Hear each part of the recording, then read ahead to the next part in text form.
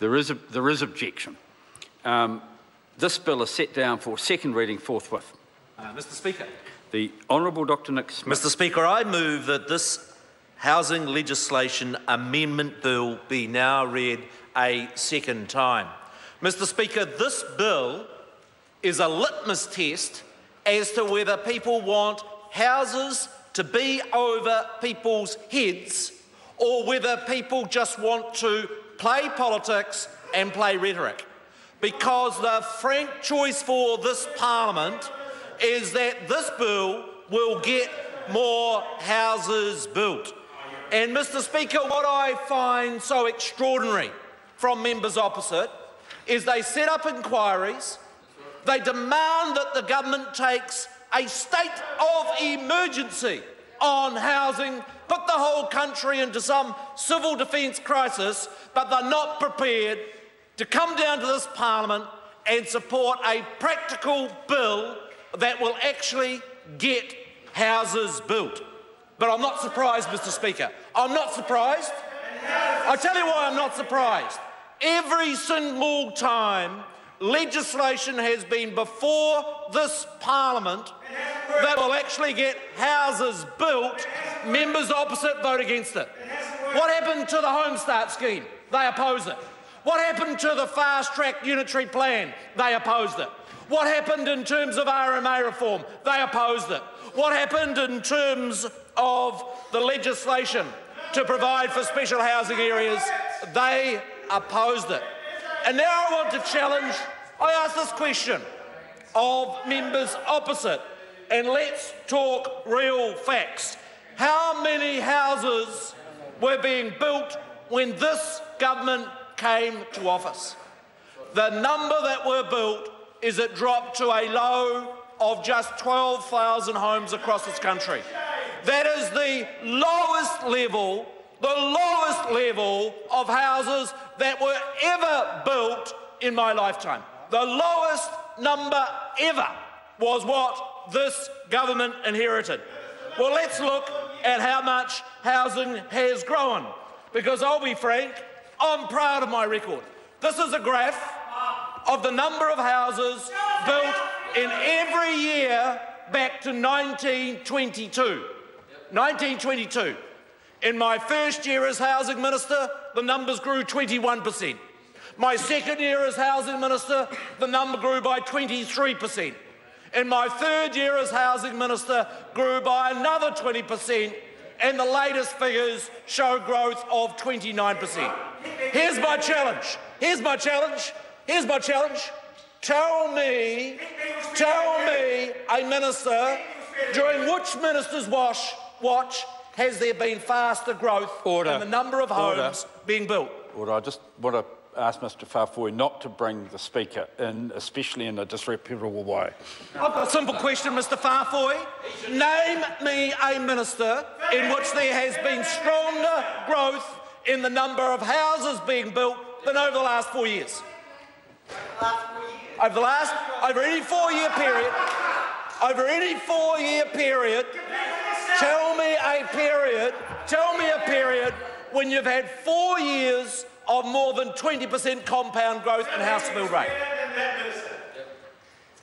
Tell me just any name of any period where there's been faster house growth than in the last 4 years. They are silent because they know there has been a phenomenal growth in the number of houses being built over the 4 years, and in fact the truth is that there has been a faster increase in the rate of house build over the last 4 years than at any period going back to 1922. There has been 29,000 homes that have been built in the last year, and that rate continues to grow. And then I heard the contribution from the member, well, Housing New Zealand should get on and build some houses. Well, here's the facts, guys. In the last year, 1,100 homes have been completed by Housing New Zealand. 1,100 finished. That's not consented, finished. Well, what was the maximum number of houses that was built during Helen Clark's years? I thought they were the people that loved state housing.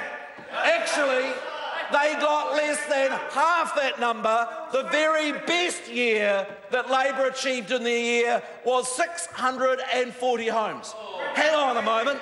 This government's built more state houses in the last year than any government in 25 years. So I say to members opposite, if they're genuine about wanting to get people out of cars and into houses, why won't they support bills before this House that will actually get houses built? Now, Mr. Speaker, let's be practical. I want to draw your attention to a very specific press release from Sir Noel Robinson, very credible gentleman. He wants to build 500 houses in Papakura. Well, anybody in this House would know that's an area where there's very high housing need. And those 500 homes will not be built, according to his press release, without this bill. 500 homes, quite specifically, will not be built without this bill. So Noel Robinson has spent $2 million on developing his site in Belfield Road in Papakura.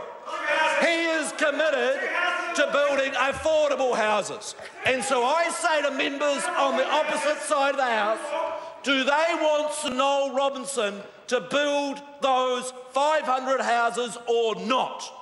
Because in voting against this bill at the first reading, they are showing themselves to be part of the problem and not part of the solution.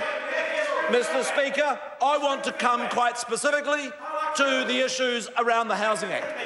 Because governments since 1955 have been doing housing developments under that Housing Act.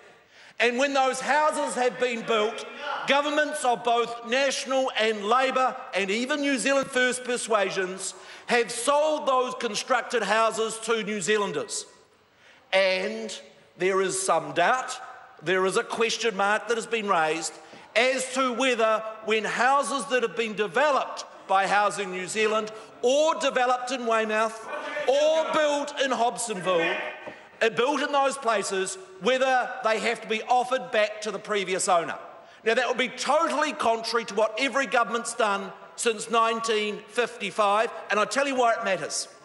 Right now, I'm in the private market to secure partners with Maori, partners with building companies, to build thousands of houses on Crown land. Places like Manukau, places right through Auckland.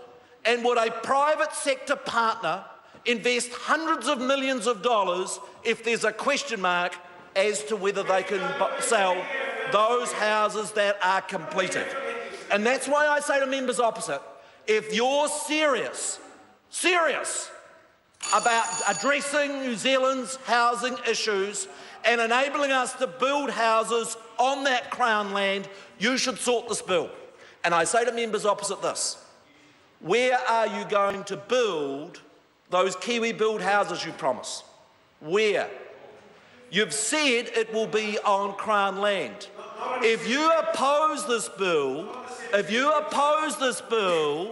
then you are effectively saying that you would need to offer those blocks of land back to their previous owner and not be able to develop houses on them.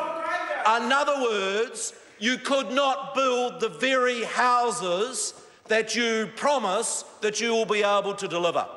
So I say again to this Parliament, stop the politicking, support the policies that will actually get houses built for Kiwi families.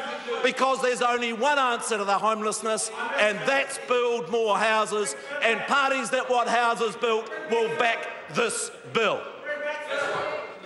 The question is that the motion be agreed to. Phil Twyford.